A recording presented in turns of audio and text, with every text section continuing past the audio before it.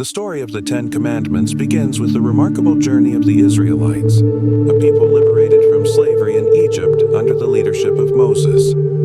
After years of brutal treatment by the Egyptians, God heard their cries and sent Moses to free them, delivering them from Pharaoh through a series of miraculous events, including the parting of the Red Sea.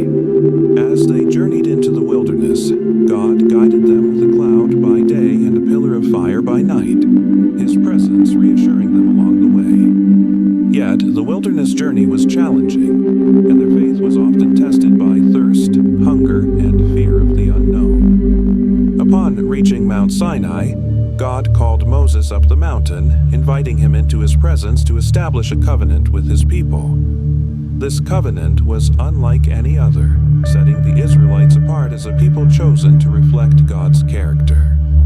The Ten Commandments would serve as the foundation of this covenant, principles that would guide the Israelites toward a life that honored God and fostered unity among themselves. God knew that the Israelites needed more than freedom. They needed guidance. Thus, the commandments provided a framework for living a life of purpose, reverence, and justice. The first commandment, "You shall have no other gods before me," is a profound call to loyalty and devotion to the one true God. In Egypt, the Israelites had been surrounded by a culture of polytheism, with gods dedicated to everything from fertility to harvest, each offering a different form of protection or blessing. But God called His people to something entirely different, a monotheistic faith that depended solely on Him. He was not just one of many gods, He was their creator, protector, and sustainer. In today's context, this commandment reminds us of the importance of keeping God at the center of our lives. While we may not bow to physical idols, modern gods still pull our attention away from God. Material wealth, career success, and personal status often compete with our devotion. This commandment asks us to examine our priorities, ensuring that nothing takes precedence over our relationship with God.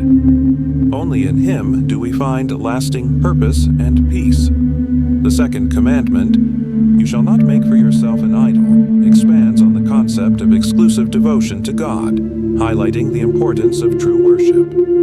For the Israelites, the temptation to create physical representations of God was strong, especially when they felt distant or uncertain. But God made it clear that He could not be contained within an image or statue. He is a living, dynamic being whose presence transcends anything humans could craft with their hands. In our contemporary lives, idolatry often manifests as an excessive focus on possessions, appearances, or relationships. These modern idols can divert our attention away from God and weaken our faith. The second commandment challenges us to seek God with a heart free of distractions, understanding that worship is about connection with God, not mere ritual or image. Only by breaking free from modern idols can we fully experience His presence and align ourselves with His purpose. The third commandment, "You shall not take the name of the Lord your God in vain," speaks to the sacredness of God's name. For the Israelites, a name was more than a label. It embodied character, reputation, and power. God's name held great significance, representing His presence, authority, and faithfulness.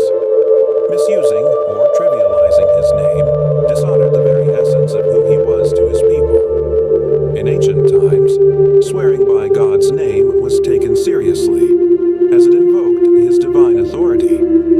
In today's world, this commandment is often reduced to a caution against using God's name in anger or frustration. However, it also calls us to speak about God with reverence and respect, avoiding any casual or disrespectful language. This commandment reminds us that our words carry weight, and that by honoring God's name, we reflect His character. It encourages us to align our words with our faith, representing God with the respect He deserves. The fourth commandment, "Remember the Sabbath day to keep it holy," introduces the concept of sacred rest. The Sabbath was not just a day off from work, but a day set apart to focus on God, reflecting His own rest on the seventh day of creation. For the Israelites, the Sabbath was a reminder that their survival depended on God's provision, not their own efforts. By resting, they acknowledged that God was their ultimate provider. In our fast-paced world, the Sabbath offers a much-needed break from the demands of daily life. It's a time to recharge physically, emotionally, and spiritually, reconnecting with God and our loved ones. By honoring the Sabbath, we trust that God can handle our needs while we pause and find rest in Him. This commandment reminds us to prioritize our relationship with God, allowing His presence to renew us each week. The fifth commandment, honor your father and your mother, highlights the importance of family in God's design. For the Israelites, the family was the foundation of their society, providing love, support, and guidance to each generation. Honoring parents wasn't just about obedience. It was about showing gratitude for their sacrifices and recognizing their role in shaping one's character. In modern times, honoring our parents may involve different forms of respect and care, especially as they age.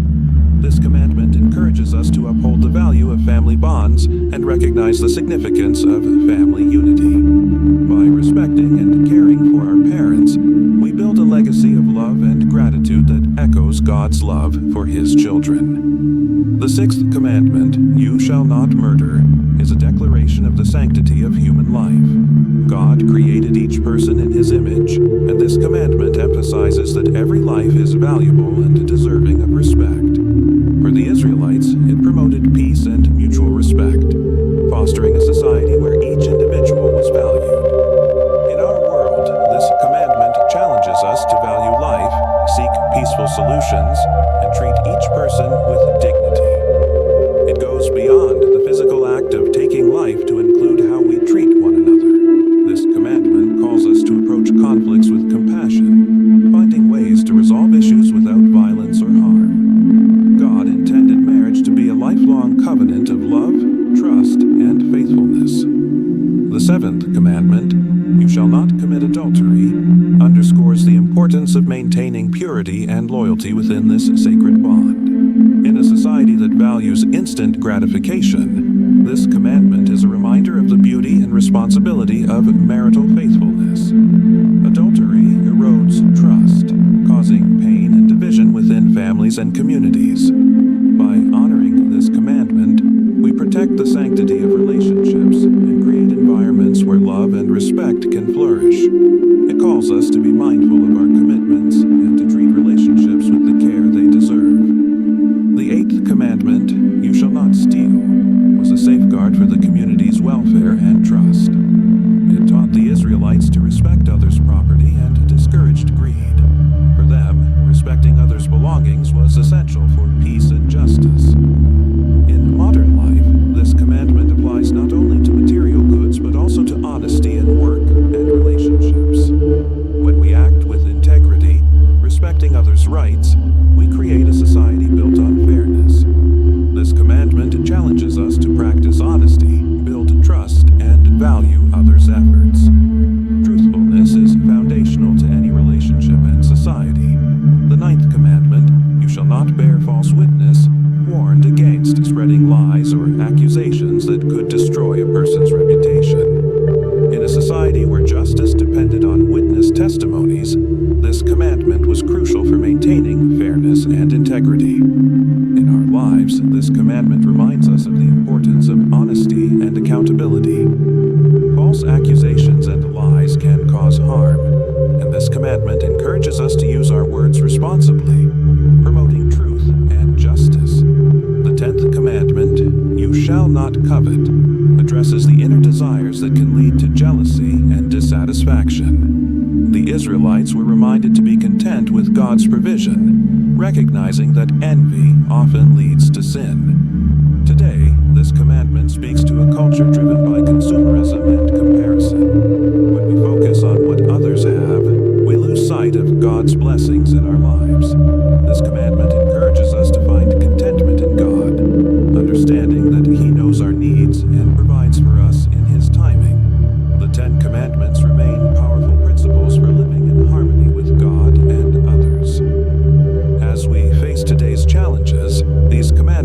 remind us to seek God's guidance, find contentment, and live with integrity.